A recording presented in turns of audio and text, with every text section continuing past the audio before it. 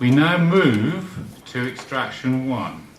And I'm now going to ask the proposer of that, which is Councillor Stevens, to give valid reasons prior to the debate for your proposal.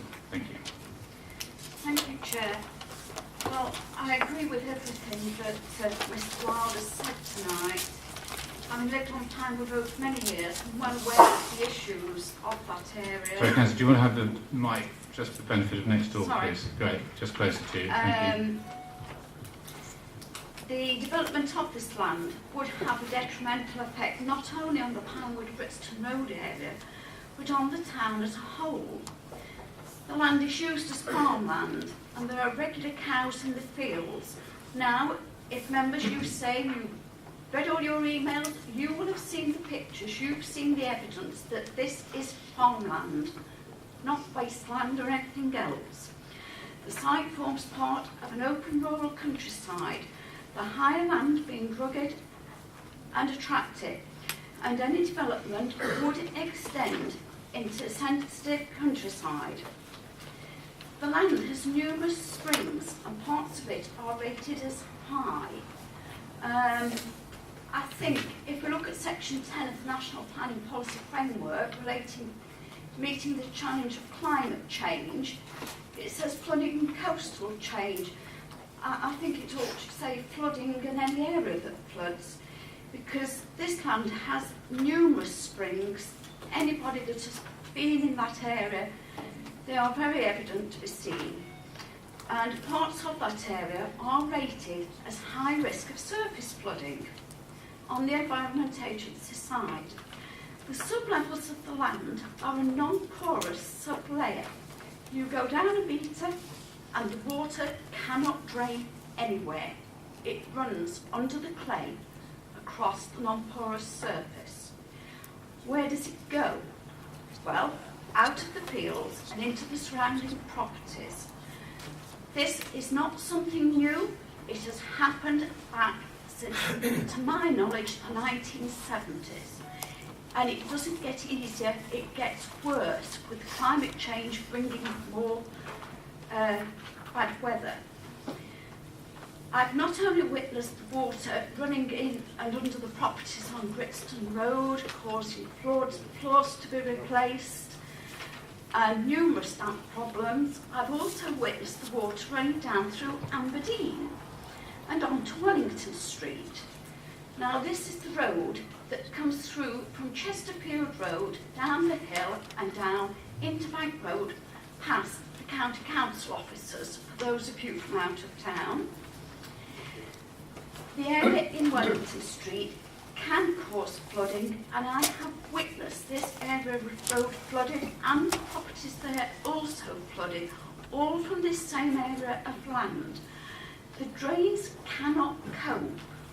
The excess runoff continues down the hill and comes, and in extreme weather, comes right down past this building, and I have witnessed it. I've witnessed the drains backing up, the manholes in the town centre backing up from the same water from the top of the hill, and Crown Square being flooded and bringing the traffic to a virtual standstill.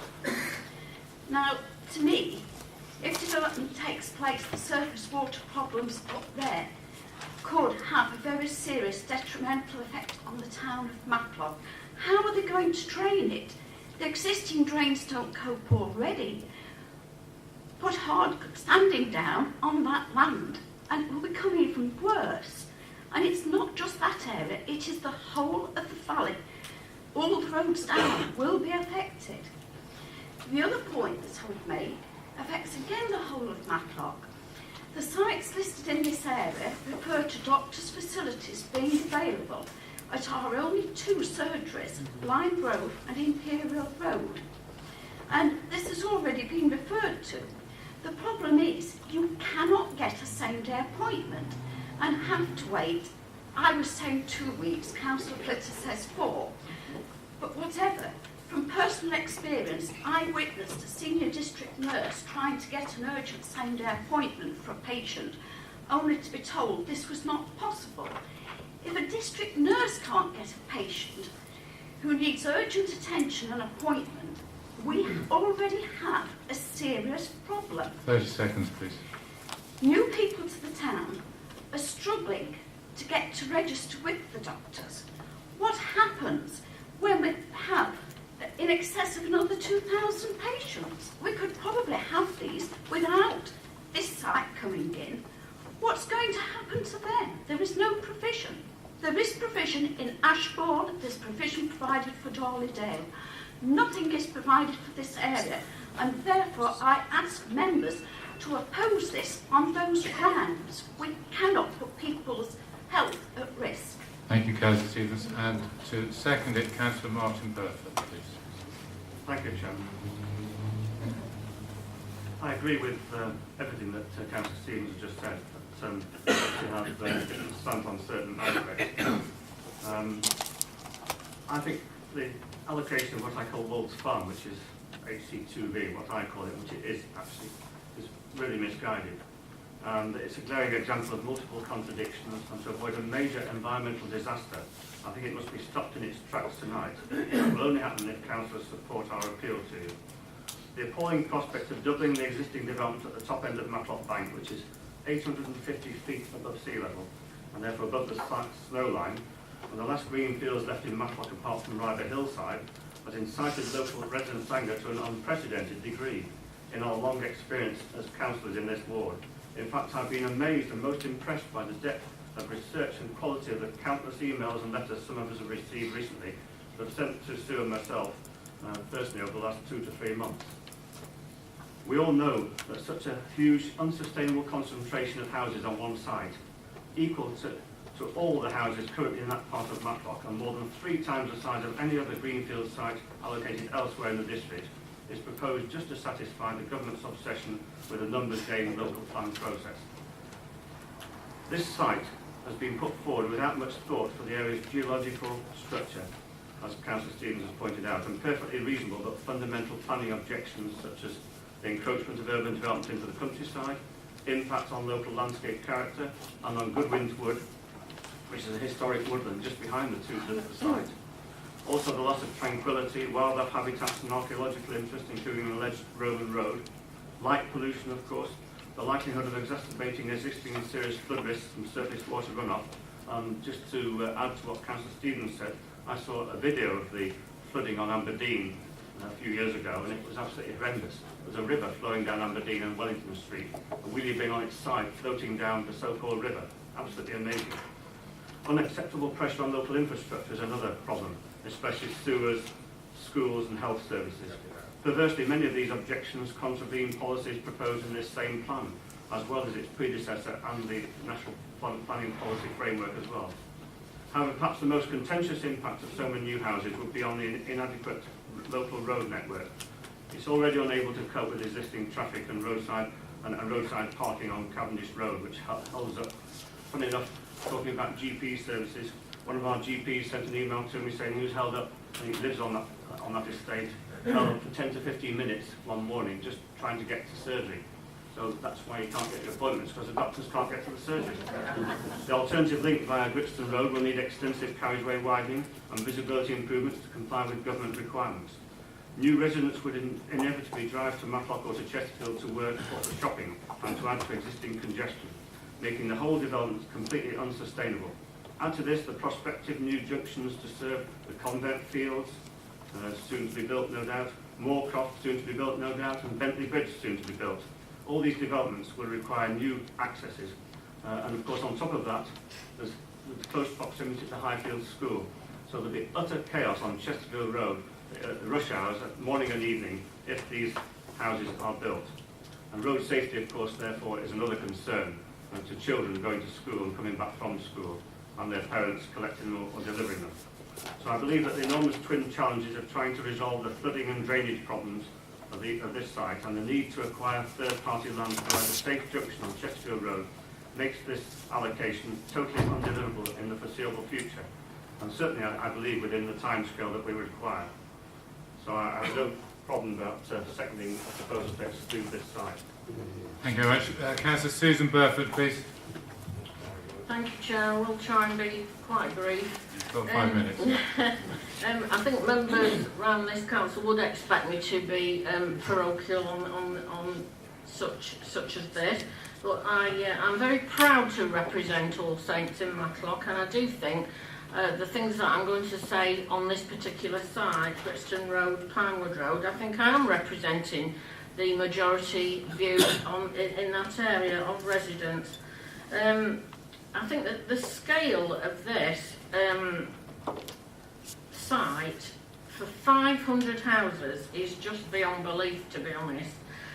One of the reasons I would give for almost begging you to withdraw this site is identical to the findings of the planning inspector in his appeal decision following the planning committee's refusal of consent for 13 houses only at Park Lane, 2 Dales, where he found that, and I quote, development would be spread into areas of open countryside, significantly harming the character of the land and having an adverse impact on the character of the surrounding area and hillside, unquote. But there are many more reasons to oppose this particular site. Members will have seen and hope everyone will have taken on board the huge number of valid, detailed and professionally based planning objections which have been sent to them. I too would also like to commend these residents for taking the trouble to do this. Councillor Stevens and Councillor Burfoot here mentioned the flooding and drainage problems. These aren't things that might happen. They've already happened. They've proven problems. There are many properties that have already been flooded, and residents are rightly very concerned about what will happen if these 500 houses go ahead. In fact, I do know that some people have actually been refused house insurance because of it. Now, as Councillor Stevens mentioned, some of it is to do with the geology of the area. Now that can't be changed. No developer can change that. But there's also other problems. There are problems of access, pressure on totally unsuitable local roads, inadequate local infrastructure that's been mentioned, doctors, etc. We're also talking about a site that's in a very elevated position, and we're constantly being told that we need to provide more housing for elderly people. Well, I think in the report it says something about 10 minutes. You've got to be a very fit elderly person to get into Matlock in 10 minutes. You can't do it. And if we're talking about Smedley Street, well, you know, you might be able to get there in 10 minutes, but there's a limit to what you can buy there. So let's not be kidded on that one. If we don't vote to withdraw this particular site, then I think we will be held responsible for the major problems that I predict will happen. There will be traffic chaos, there will be flooding, there will be drainage problems. So I'm urging you all to vote to withdraw this site, and it's not just for a few local members. That's no good. If I could just finish with a question, and that would be, if and when this site is allocated and delivered, who would pick up the cost of any flood attenuation works which fail? Can we move on? We'll take questions in one clump. Councillor Flitter, please. Thank you, Chair. Well, I will be brief because I'm not actually a ward member like Councillor Stevens, but we are Matlock members and we are very concerned about development in this area and what it means to the local community. And I again go back to what is important to me is that we protect our environment and we offer a high quality of life for residents. And the question I have to ask myself is, how do we achieve that with a huge development tacked on to what is already an overdeveloped area? We talk about road safety, and I take on the points that Councillor Purdy has raised, because we don't get the benefit of support from the Highways Authority, which I think is absolutely ludicrous. But I do challenge any member at any time of the day to go along Cavendish Road and see how long it takes them to get to the field at the other end. Because if you try it in the daytime, you will have problems. If you go in the evening, you will have problems. If you go at peak time, you can be sat there for 10 minutes waiting for the road to clear. And that's local knowledge.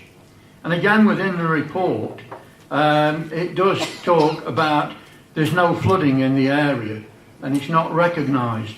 Well, I can support other members because I've been called out on many occasions about flooding at the top of Moorfield on Pinewood Road. And some residents have spent thousands of pounds on trying to protect their properties. Many other issues which have been talked about and are in the emails that you've all received.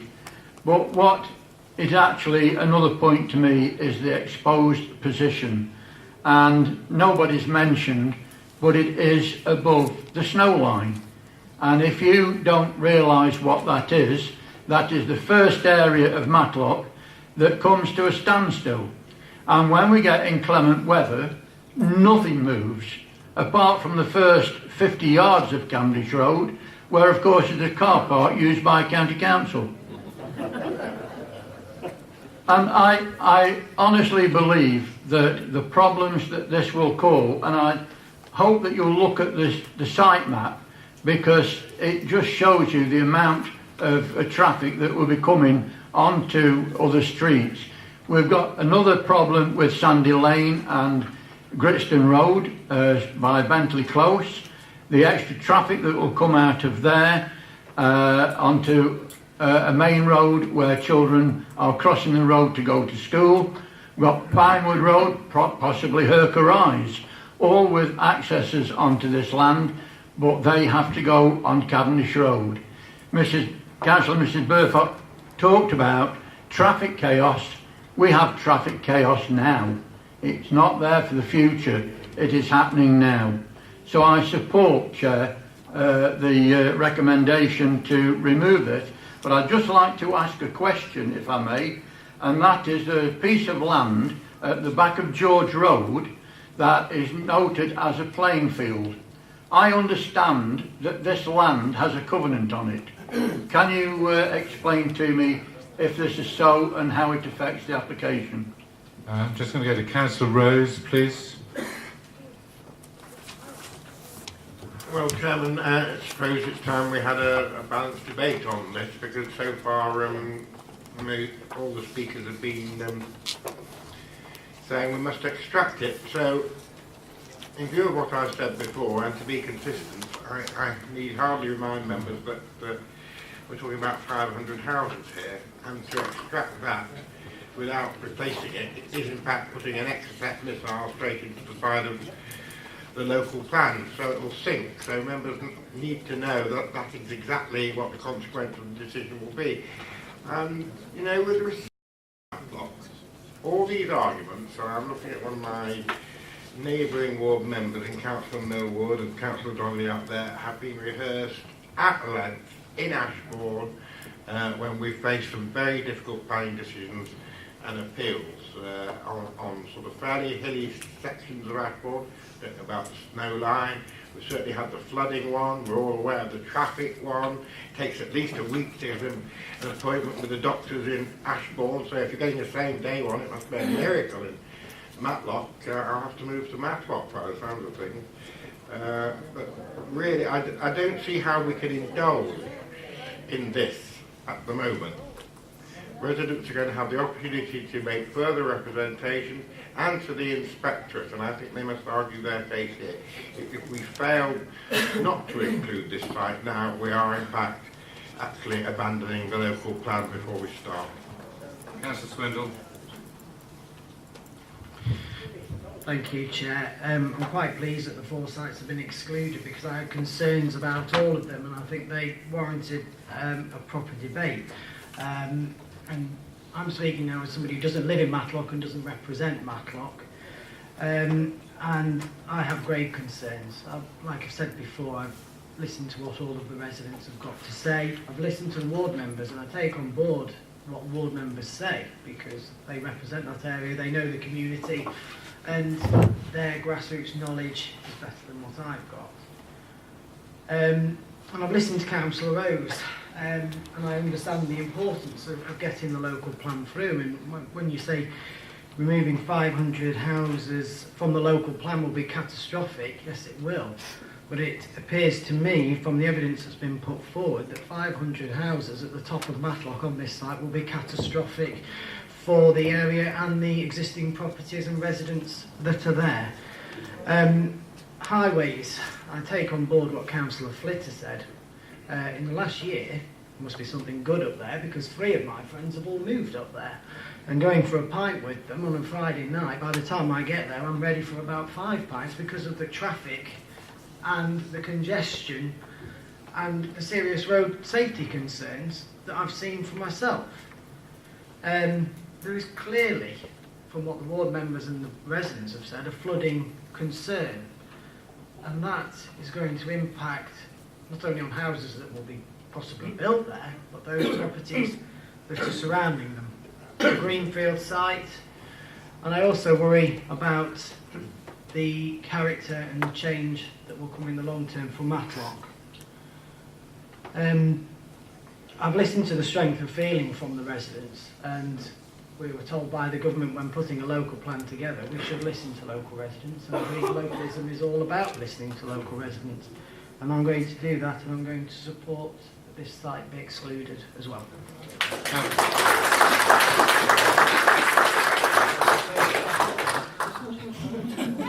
Congratulations, Councillor. Councillor Mike Ratcliffe, please. Thank you, Chair. The difficulty here is about making an informed decision, a decision based upon detailed, considered assessment with a statutory authority's statement or indeed any sort of consultant's report. We seem to be engaging ourselves into debates that are more relevant to another forum. I mean no criticism whatsoever, but my colleague, Councillor Flitter, ended what he was saying with the phrase, and I wrote it down, how this affects this application.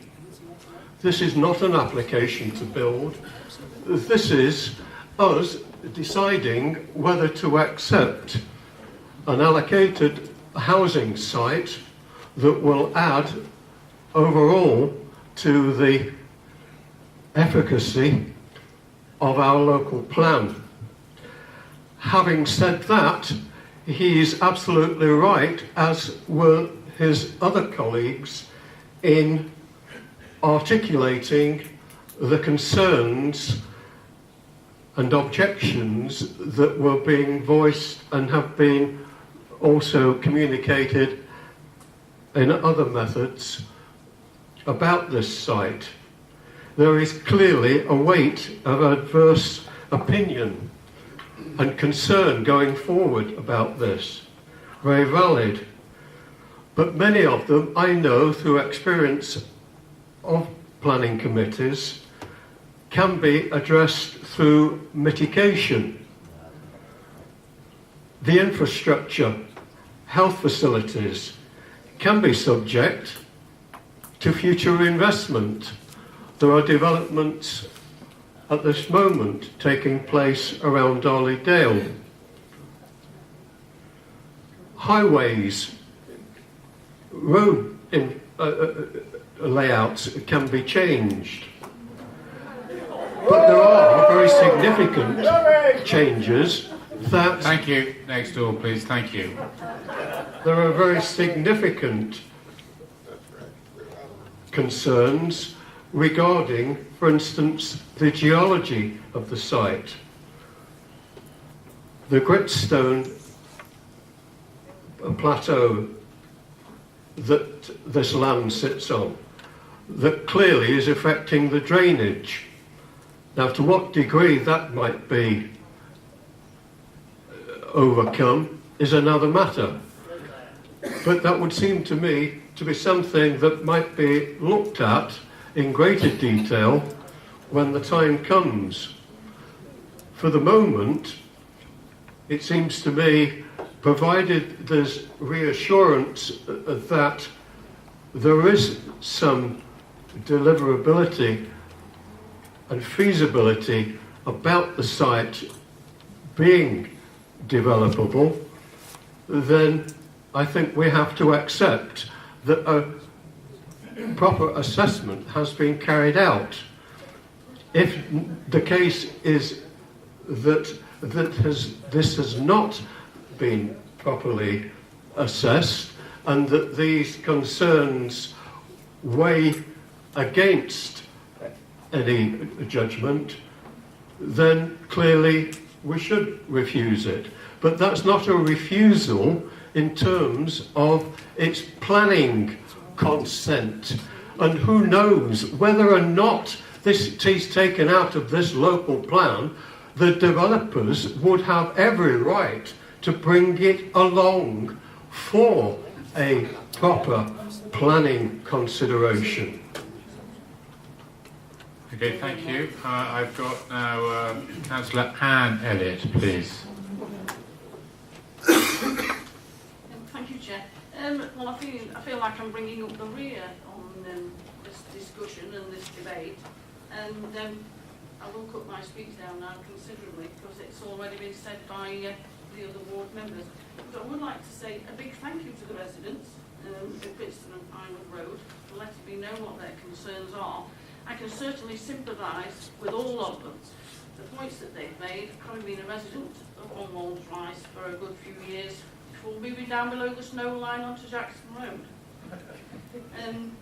I feel that the residents have made an excellent case for why these houses are not suitable in that area, without going over what's already been said, as I've said before, and they share their concerns about the loss of the Greenfield site, the increased traffic congestion and road safety concerns after the other sites in Matlock are being developed, like the Colnott Fields and the site on Lumsdale across from the golf course, and of course the potential flood risk to surrounding properties.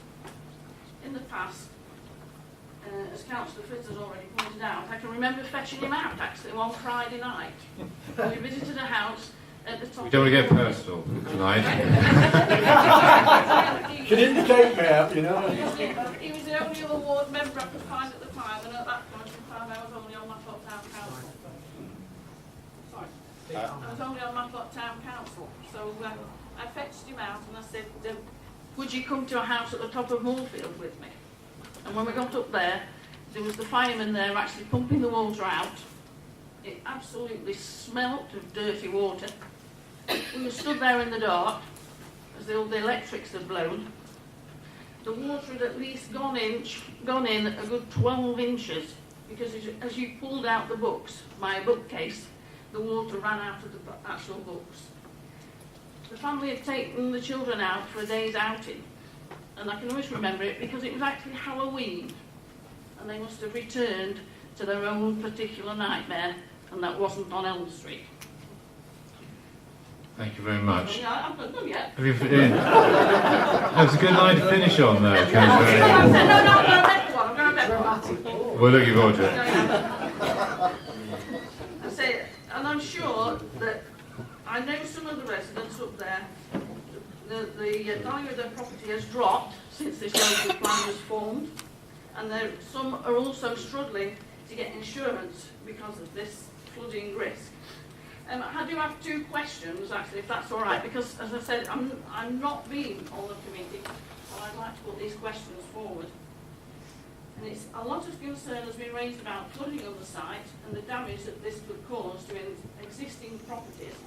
Can I ask if a full flood risk assessment has actually been carried out on these sites by the council? And one of the residents in her email makes the point that this council could be liable for damage to existing properties by flooding water or the runoff of sites if these sites get released for development. Can I ask if this is the case? Because I'm sure a lot of councillors are sat here concerned that they may end up in court. And the last line is, to Councillor Swindle, with that round of applause, Norris would have been proud of that speech. Right. We've got a few questions. Can we just take some answers now from the officers, please? Paul Wilson. Yes, thank you, Chairman. I think I can deal with a number of issues under the main headings which members have pointed out.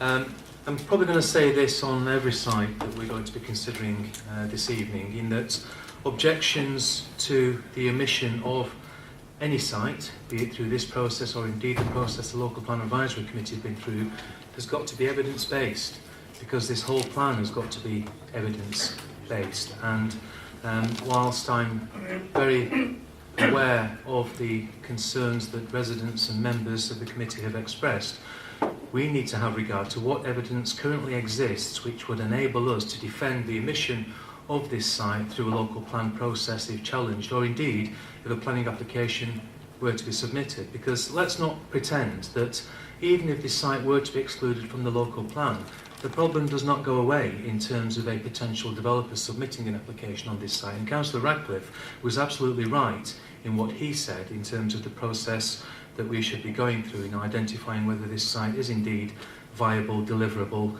and available.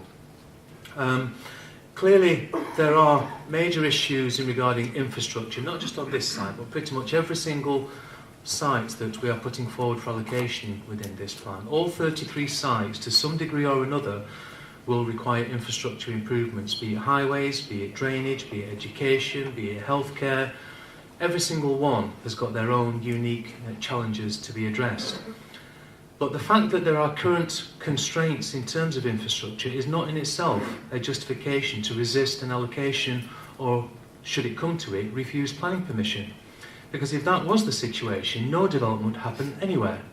Because there are very few places up and down the country where there is sufficient capacity within existing infrastructure accommodations such that lots of development can take place. It simply doesn't happen. Now, the expectation is that where development takes place, improvements in infrastructure have also got to take place, be that drainage, highways, whatever it may be. Now, as officers, we are very much aware of the problems of surface water flooding on this particular site, and nobody disagrees with the fact that residents have encountered problems in the past. However, at this moment in time, those problems are not identified as being significant objections from the Environment Agency. Now, we have had discussions with the Environment Agency as recently as yesterday, and the evidence which has been submitted by the residents has been forwarded on to the Environment Agency, who are going to undertake their own detailed assessment. And indeed, in the last week, they themselves have visited the site. So, in many respects, in order to demonstrate whether there is evidence to justify the rejection of this site, it actually makes more sense to allow the process of consultation to take place. Because by going through that consultation, you will receive the representations from those statutory consultees, and that will give you the basis to then consider whether a allocation on this site should be taken forward in the next phase of plan preparation. But at this moment in time, that evidence simply does not exist. There is no current objection from the Environment Agency, there is no current objection from the Highways Agency. But that is not to say there are not issues, but the issues need to be identified and mitigation strategies need to be assessed in terms of whether they are viable as part of an overall allocation. In terms of the current status of the site, clearly it is existing farmland. It is very much on the ridge of the skyline of Matlock, and a lot of the arguments put forward in terms of intrusion into open countryside, light pollution, loss of views and so on and so forth. In fairness, you could attribute those comments to pretty much any proposed allocation of a greenfield site on the edge of any settlement within the Derbyshire Dales. Okay, it may not have the elevation of this particular site, but in terms of the visual and environmental impact, there are very, very similar parallels elsewhere. But again, there is nothing in the National Planning Policy Framework to say that you should not consider allocation of those sites, because there is a general acceptance that in order to meet the country's housing requirements, such difficult decisions need to be made. The task for us is to identify which of the most appropriate sites in the Derbyshire Dales we should identify in terms of meeting our own housing requirements. Now, the Local Plan Advisory Committee considered 250 sites. If this particular site or any of the sites were to be taken out, then I would be recommending to members that you revisit the sites that you've excluded in order to bring sites back in. Because the further away that we are from our objectively assessed need of 6,440, the greater prospect that you will fail to get this local plan past the Secretary of State. Losing 500 dwellings on this side, in addition to the 425 we are already short, you will not get a sound local plan. So I would not recommend that this plan goes forward to consultation were this site to be removed this evening. We've now got Councillor Purdy. Thank you, Chairman. Well, I'm pleased to follow Paul's points because I'm deeply worried by what I've heard from members this evening. I'm sorry to say you're basing your opinions on unsound judgment and opinions from the public, which we value and cherish, but unfortunately we've got no statutory consultees giving this plan, this policy, this authority good reason to refuse. As Mr Wilson's pointed out, and I've mentioned earlier on, this is a matter of policy on numbers. And I deeply wish those members that are objecting and wanting to extract this site could have thought about bringing another site forward to say, well, here's your 500 houses. Because Councillor Rose is correct. If we extract this, then it's a big exercise missile into this authority. And I can see the ministers in government revving the cars up to come up the M1 and deal with this authority in 2017. Okay, Councillor Catt, please. Thank you, Chairman. I can fully understand and sympathise with the ward members who are voicing the objections of their residents. It is the same for ward members throughout the district, and in taking a district-wide view, I am fully persuaded by the comments made by Councillor Rose and particularly by Councillor Ratcliffe, who I think has made it very clear this is not a planning application we're looking at. We're looking at a strategic issue to include this as an allocation within a draft local plan that is going out for consultation. So I will be not supporting this motion. Councillor Finesse. Yeah, thank you, Chair. I wasn't on the Local Plan Advisory Committee, although I was on the previous one last year, which the plan we came up with was rejected. I'm hearing Mr Burgess, and I'm very quite persuaded by what he's saying, so I'd like some assurances from Paul on that, please, because I think his suggestion, his solution to this problem, is to move the houses from Matlock into the quarry at Wirksworth. I mean, can you have some assurance that that is not... So thank you. So 1 minute. I'm terribly sorry.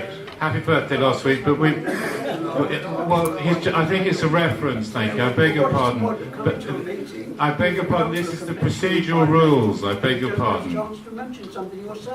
I beg your pardon. This is the procedural rules. 20 seconds and I can tell you what I want to say. Thank you very much. We cannot have that, I'm afraid. Anyway. I get... Well, I don't want to eject you from the room, sir. I'm terribly sorry. I don't want to eject you from the room, but I do have that power. Well, I feel okay. I want to be ejected when you don't give me time to answer a proper point. Thank you very much. Councillor Finesse, did you finish? I beg your pardon. Yes, could I have some assurance that we couldn't get more houses on the Wirksworth Quarry side? Chairman, the response that I gave to the Advisory Committee, which Mr Burgess referred to, was that the proposed site at Middle Peak Quarry, which has come forward from the landowner, indicates that they feel that they could accommodate in excess of 1,000 dwellings on that site. But in doing so, there is huge remediation works required. And clearly there is a cost element to that, there is a timescale element to that. Now, taking Mr Burgess's advice, which I always do, that we could seek to address the majority of our housing problems by proposing a greater allocation in Middle Peak Quarry, from a numbers point of view, that clearly is an understandable argument to advance. The dilemma is that we would have to demonstrate to the Secretary of State that that is a viable proposition within this plan period. And there lies the difficulty, because if we are unable to clearly demonstrate that a very, very difficult to develop site can be developed within the timescale that we're looking at, such that we can have a continuous supply of housing, then that will actually open the door for other sites to come forward to basically pick up the shortfall. And we have lots of experience of how these sites are difficult to bring forward for development.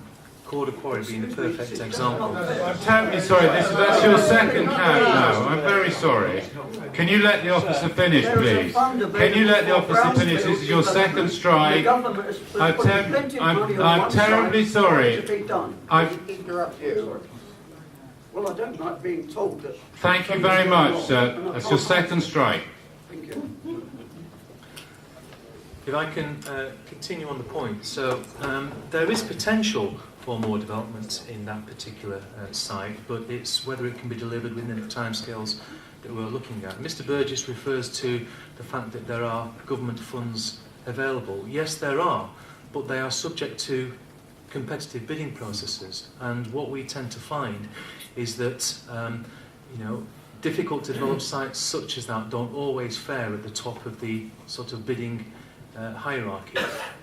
So clearly we will be exploring those types of opportunities, but I think it would be a mistake for the council to put all its eggs in that particular basket, because the risk of failure is, in my view, quite high. Thank you. Councillor Shirley.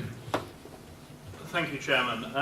I was just going to say that I cannot support this site being removed from the plan because of the issues of numbers, but also a lot of the objections, which have been very well placed, are things which can be addressed when an application comes forward, whether that is the provision of schooling, health service, how you deal with the drainage. These are all very specific issues.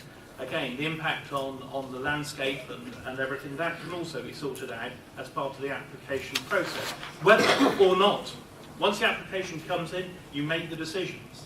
The planning committee will make the decisions as whether whether it's appropriate to get consent. But that's a long way away from where we are now.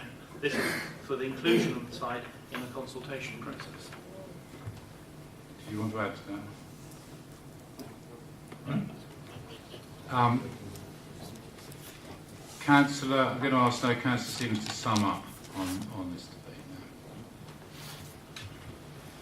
now.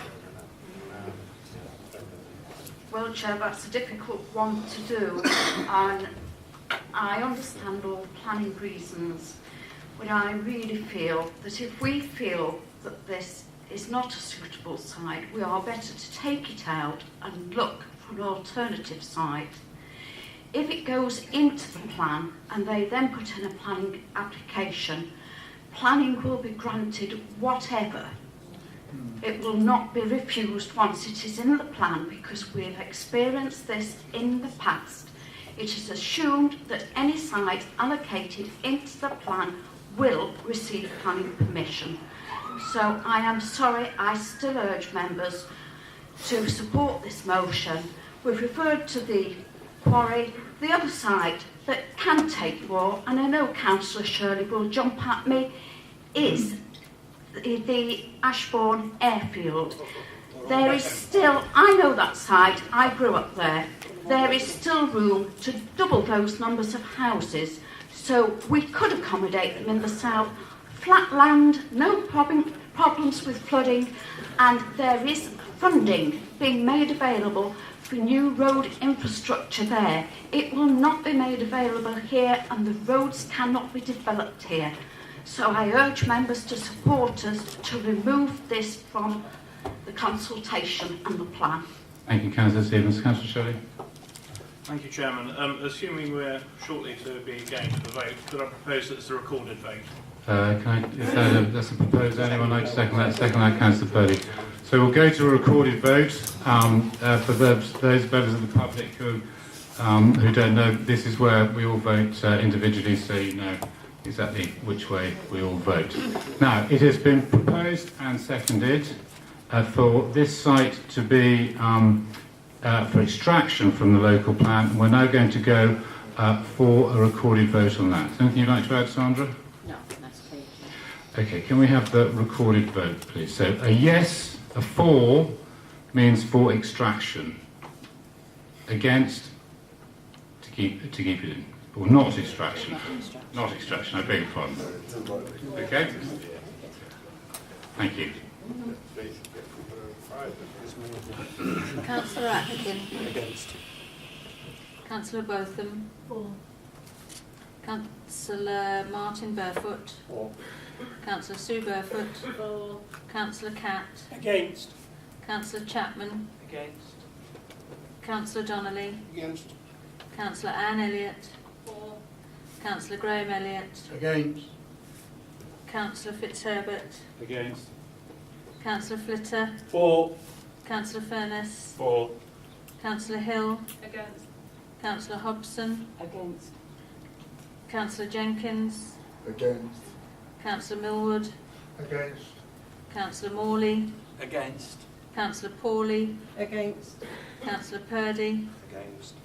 Councillor Mike Ratcliffe. Against. Councillor Rose. Against. Councillor Salt. Against. Councillor Shirley. Against. Councillor Stevens. Councillor Swindle. For. Councillor Tibbenham. Against. Councillor Tilbrook. Councillor Wilde. Against. What are the totals, please? 8-4. Sorry. Yeah. That's 8 votes in favour with 20 against. So the motion to extract is defeated. Okay, and we will come back to that now. I formally move it is now reinstated in the plan, Chairman. Okay, that's proposed then? Second. Okay, can we now take a show of hands on this one? Can we have a show of hands, so that's to be formally reinstated, can we have a show of hands please for that resolution? Against please? That's the same again. Same again. Thank you very much. So the extraction one is now, we have dealt with that particular one. Can I have a motion to continue? Because we're obviously going to go beyond 8:30 now. Okay, yes please. Can we take 5 minutes and return here for 8:30 please? Yeah, come for break please. Return for 8:30.